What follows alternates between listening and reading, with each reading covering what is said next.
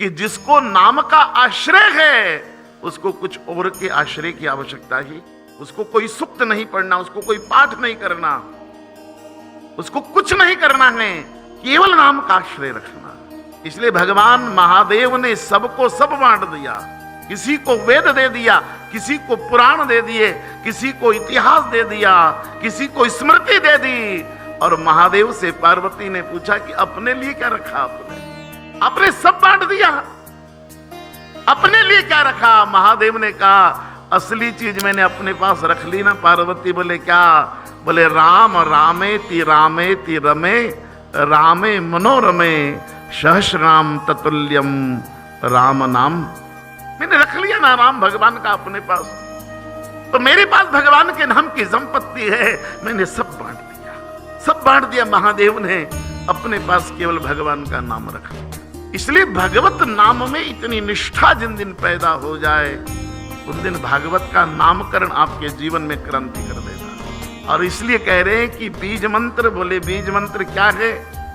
बोले सुनो नंदराई जी, भगवान राम जब अवधपति के यहां जन्मे थे तो यज्ञ से जन्मे थे। अग्नि भगवान ने प्रसाद दिया था खीर का, तब जन्मे थे। इसलिए राम जी का बीज मंत्र अग्नि का बीज मंत्र हुआ। राम जी का बीज मंत्र हुआ रम रामाय नमः। ओम रम रामाय। रम का अर्थ होता है अग्नि का बीज मंत्र, और वही राम जी का बीज मंत्र है। और उसका अर्थ होता, रम का अर्थ होता आनंद देने वाला। रम का अर्थ क्या है? आनंद देने वाला, सुख बढ़ाने वाला।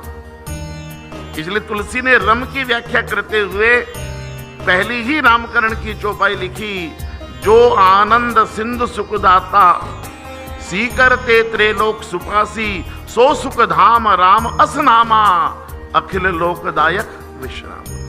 सो सुख धाम राम असनामा, जो सुख को बढ़ाने वाला हो रम है।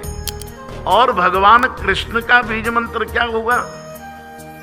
बोले भगवान कृष्ण का बीज मंत्र राम अग्नि से नहीं आया। बोले फिर? बोले वो कालिका से आया है। ओम लीम क्लीम चामुंडाए विच्चे, उसमें से क्लीम मंत्र कृष्ण का आया और वो हो गया बीज मंत्र ओम क्लीम कृष्णाय नमः। बोले क्लीम का अर्थ क्या होगा? तो भागवत में भगवान वेदव्यास कहते हैं क्लीम का अर्थ क्या होता है।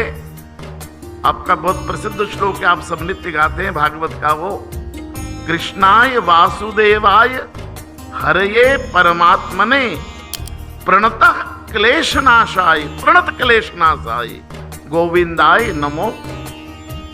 प्रणत क्लेशनाशाय, क्लीब का अर्थ होता है कष्ट मिटाने वाला।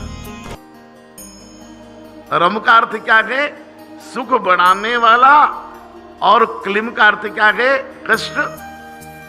राम आए थे आनंद को बढ़ाने और कृष्ण आए थे कष्ट को।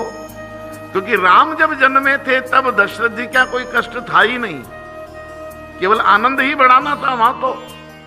लेकिन भगवान कृष्ण जब जन्मे हैं तब गोकुल में भी कष्ट है, फिर वृंदावन गए वहां भी बहुत कष्ट है।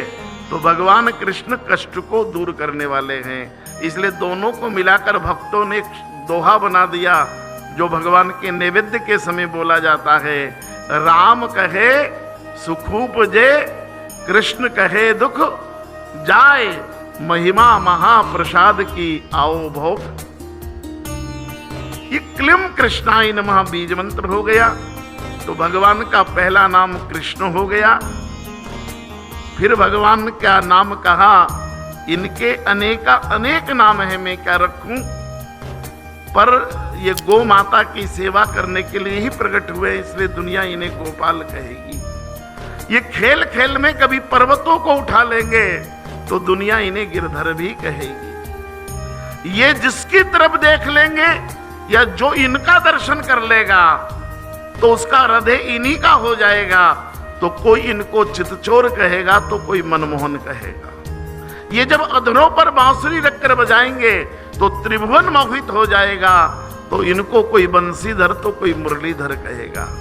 ये भक्तों को प्रसन्न करने के लिए गोपियों का माखन चुराएंगे तो गोपियां इन्हें माखन चोर भी कहेगी, और इन्हें दुर्योधन तो छलिया भी कहकर पुकारेगा, तो कंस तो इन्हें ईर्ष्या से कालिया भी कहेगा। दुनिया में जितनी संज्ञाएं हैं, सर्वनाम हैं, विशेषण हैं, क्रियाएं हैं, अंतोदगत्वा सब इन्हीं का नाम है। जो जिस नाम से बुला लेगा वही इनका नाम हो जाएगा। फिर भी यशोदा जी ने कहा कि नहीं नहीं, ये कष्टों को हरने वाला है और हम बहुत कष्ट भोगे हैं, तो अब तो मैं इसे कृष्ण ही कहूं। नंद बाबा ने कहा नहीं नहीं नहीं, मुझे बड़ी चिंता थी कि दुनिया का जो होगा हो जाएगा, पर मेरी 9 लाख गायों का कौन देखभाल करेगा। अब ये आ गया है ना, तो मेरी गायों को चरा लेगा, तो मैं तो इसे गोपाल ही कहूंगा।